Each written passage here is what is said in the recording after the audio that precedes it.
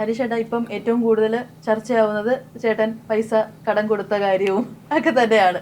അപ്പോൾ ശരിക്കും പറഞ്ഞാൽ ഈ ഒരു ഇഷ്യൂ കാരണം സിനിമയുടെ ഇപ്പൊ ARMന്റെ കാര്യം പറഞ്ഞു, ഇതല്ലാണ്ട് സിനിമ കരിയറിനെ ഞാൻ അറിഞ്ഞ ഒരു സംഭവം അത് മാത്രമേ. പിന്നെ അല്ലാതെ ഇപ്പം ഞാനിപ്പോൾ വന്നപ്പോൾ കുറേ കാര്യങ്ങൾ എന്നെപ്പറ്റി ഫുൾ പറഞ്ഞിട്ടുണ്ട് എന്നുള്ളത് ഞാനിപ്പോൾ അറിഞ്ഞിട്ടുണ്ട്, അറിയാം. അപ്പം അതിന് ശേഷമാണ് ആ ഒരു ഇൻ്റർവ്യൂ വന്നിട്ട് പിന്നെ ഇൻ്റർവ്യൂ ചെയ്യുന്ന ആൾ എൻ്റെ അടുത്ത് അങ്ങനെ ചോദിച്ചപ്പം, കാരണം എന്തുകൊണ്ട് മാറി നിന്ന്, എന്താണ് ഇതിൻ്റെ വിഷയം, ചേട്ടൻ മനഃപൂർവ്വം മാറി നിന്നാണോ?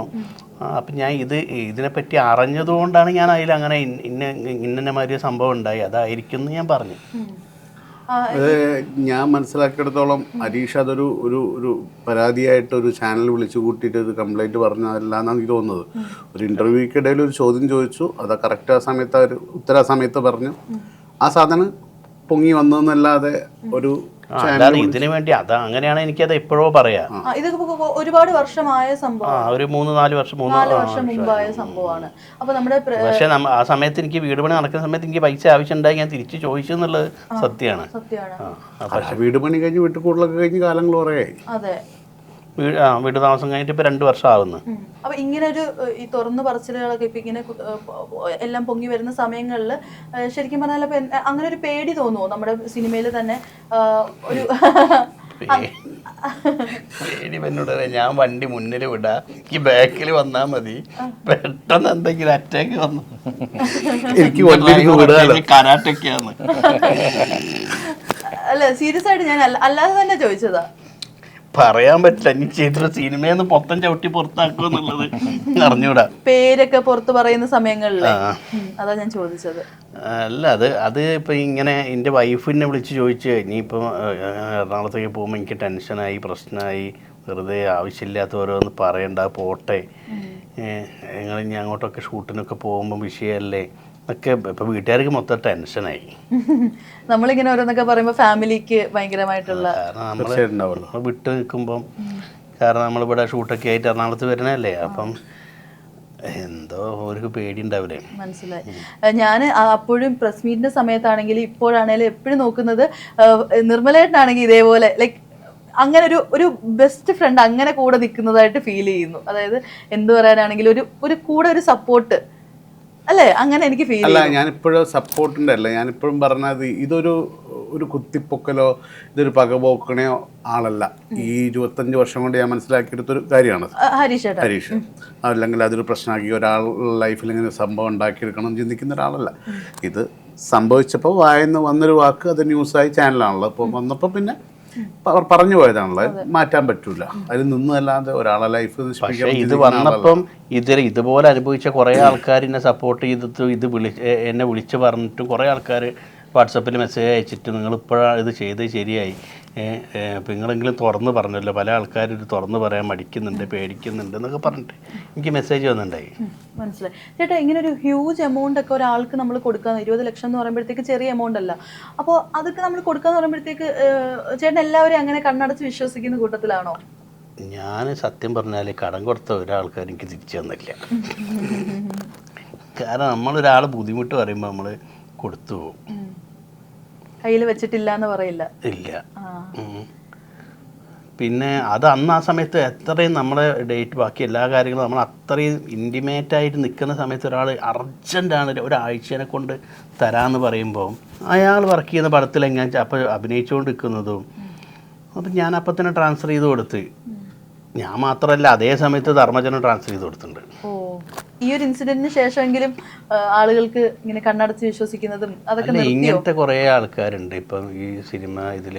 പിന്നെ കാരണം ഒരു പടം ഇതാക്കുന്ന എല്ലാവർക്കും കറക്റ്റ് പേയ്മെൻ്റ് ഒന്നും കൊടുക്കാതെ അങ്ങനെ കുറേ പ്രൊഡ്യൂസേഴ്സ് വരാതെ ഉണ്ട്. കാരണം ആദ്യമായിട്ടൊരു പടം പ്രൊഡ്യൂസ് ചെയ്യാൻ വരുമ്പം ചിലർക്ക് ഇതിൻ്റെ ചില ഐഡിയകളൊന്നും ഉണ്ടാവില്ലല്ലോ.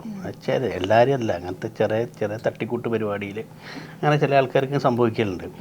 ഞാൻ ഇയാളെ കാരണം നമ്മളായിട്ട് അത്രയും ക്ലോസ് ആണ്. വീട്ടിൽ വരുന്നത്, ഞാൻ അയാളെ വീട്ടിൽ പോകണം, ഞാൻ ഫാമിലിയായിട്ട് ഇവിടെ വരുമ്പോൾ അയാളെ വീട്ടിൽ പോകണം. ഞങ്ങൾ അത്രയും ക്ലോസ് ആയിട്ട് നിൽക്കുന്ന ഒരാൾ പെട്ടെന്നൊരു അത്യാവശ്യം പറയുമ്പം, അത്രയും എമർജൻസി എന്ന് പറയുമ്പോൾ നമ്മളങ്ങനെ ചെയ്തു പോകും.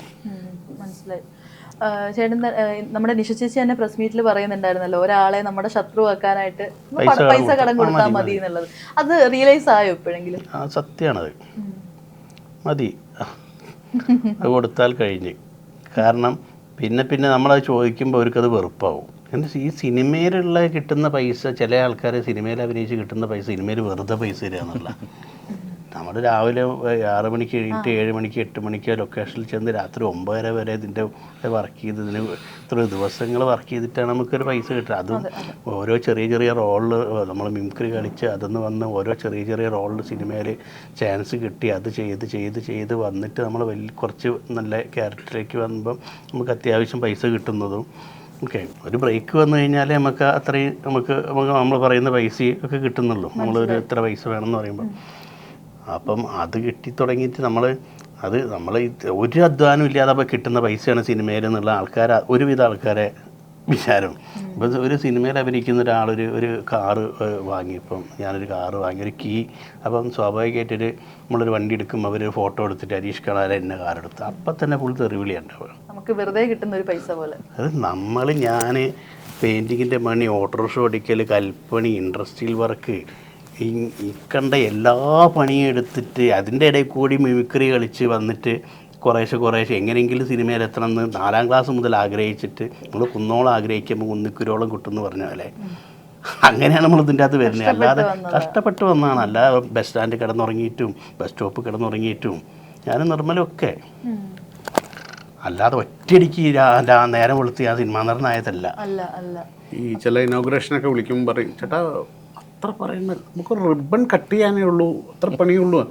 ഈ റിബൺ കട്ട് ചെയ്യലിന് നമ്മൾ വേർത്ത് ചാവുന്നതുകൊണ്ടല്ല, ഈ ഇത്ര കൊല്ലത്തെ നമ്മളെ തന്നെ വിളിക്കുന്ന എന്തിനാ, അല്ല അവിടെ ആരെയും കൊണ്ട് റിബൺ കട്ട് ചെയ്ച്ച് പോയാൽ അപ്പോൾ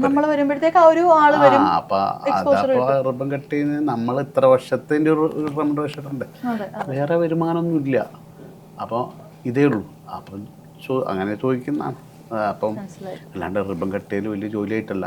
അതെ, ഇവിടെ പ്രസ് മീറ്റിൽ തന്നെ ചോദിക്കുന്നുണ്ടായിരുന്നു, ലീഗലി മൂവ് ചെയ്തിട്ടുണ്ടോ? ഞാനിത് ഒഴിവാക്കി വൈഫ് എല്ലാവരും അത് പോട്ടെ, അത് കിട്ടൂല. കാരണം ഒരാൾ തരൂലാന്ന് തീരുമാനിച്ചു കഴിഞ്ഞാൽ പിന്നെ ഒരിക്കലും കിട്ടൂല. അയാൾ ഞാൻ കൊടുക്കാൻ ഉദ്ദേശിക്കുന്നില്ല.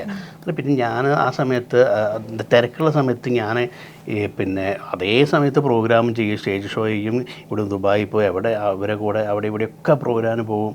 അതേ സമയത്ത് സിനിമ ചെയ്യും. പിന്നെ ഞാൻ ഒരു പൈസ അനാവശ്യമായിട്ട് ഞാനൊന്നും കളഞ്ഞില്ല. അവനോട് ചോദിച്ചാൽ മതി. ഒരു നല്ല അത്യാവശ്യം സ്ഥലങ്ങളും വേറെ സേവിങ്സും അതും ഇതൊക്കെ ചെയ്ത് വെച്ചുകൊണ്ട് എനിക്കിതൊന്നും ബാധിച്ച് പ്രശ്നം ഉണ്ടായില്ല അങ്ങനത്തെ.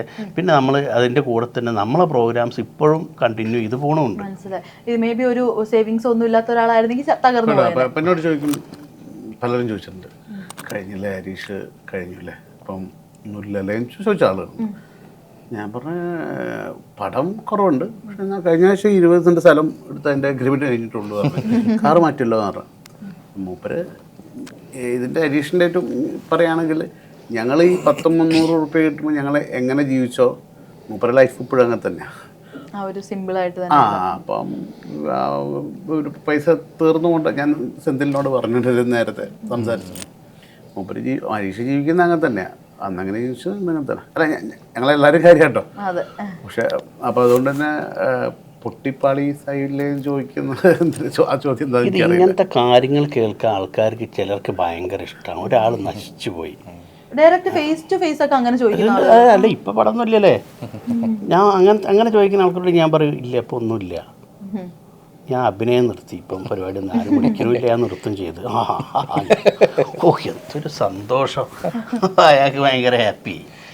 അത് ചിലർക്ക് അങ്ങനെ ഒരു ന്യൂസ് കേൾക്കാൻ ഭയങ്കര താല്പര്യമായിട്ടുള്ളതാണ്.